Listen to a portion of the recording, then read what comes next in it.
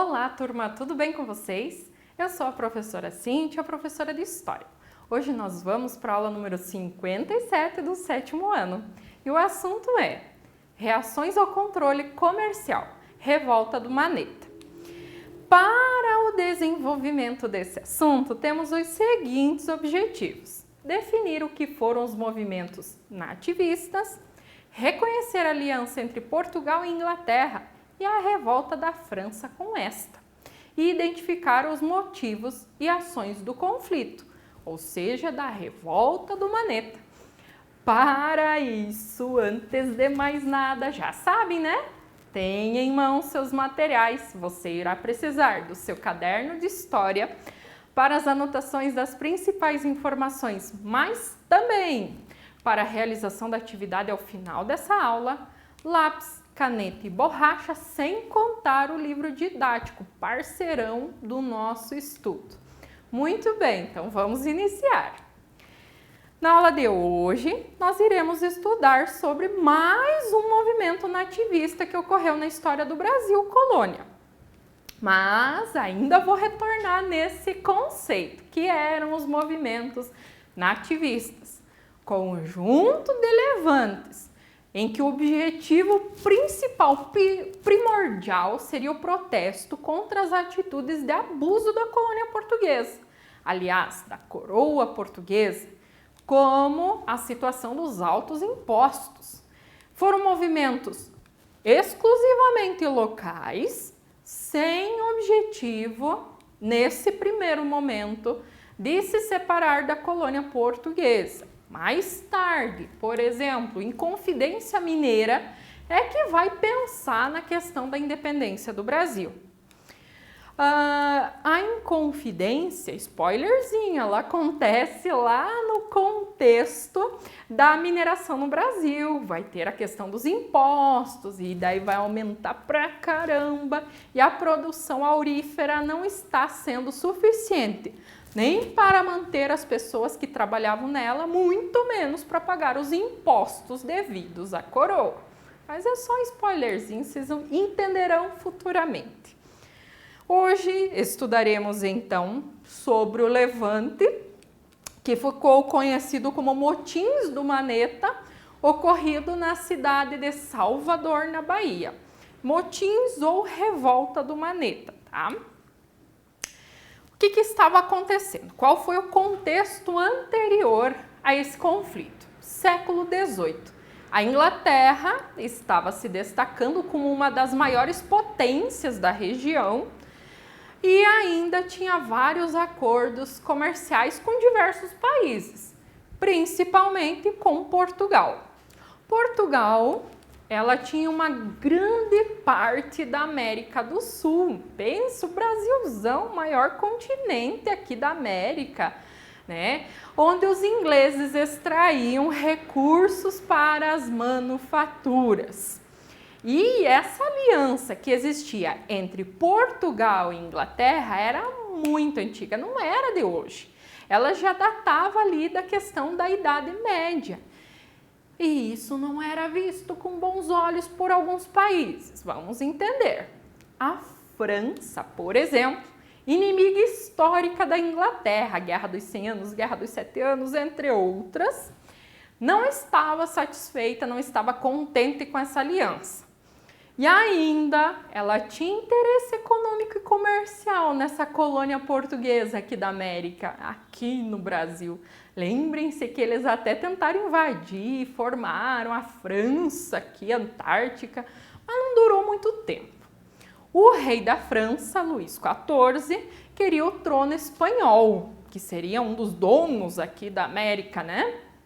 E acreditava que não existia descendência direta no governo da Espanha, por isso que ele já queria tomar lá e seria mais um dono para a América. Muito bem, qual foi a ação dos ingleses? Os ingleses, com medo desse conflito acontecer e dos franceses conseguirem tomar o trono espanhol, ela declarou guerra à França. E teve Portugal como aliado, normal. Isso já era uma aliança desde a Idade Média, então fato.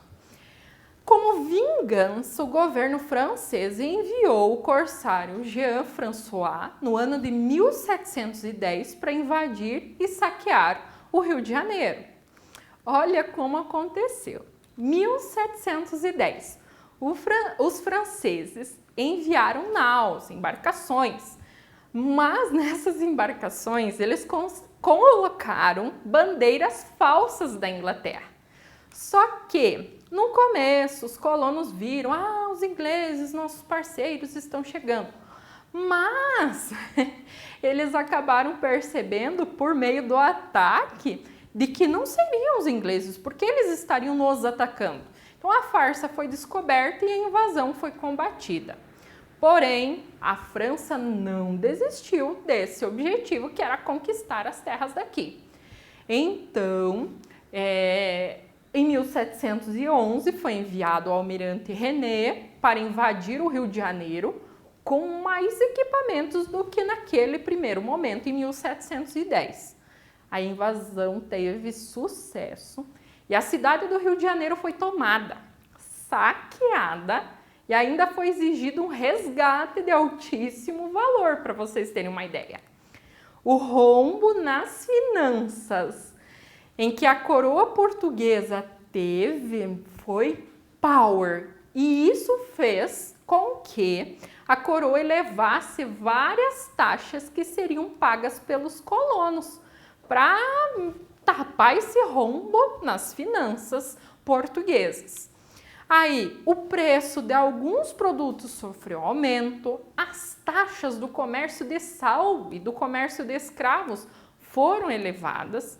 Inclusive, é importante destacar, o sal era comercializado exclusivamente com a metrópole, não poderia ser produzido no Brasil ou na América Portuguesa. Assim, não havia outros lugares para compra, o que complicava.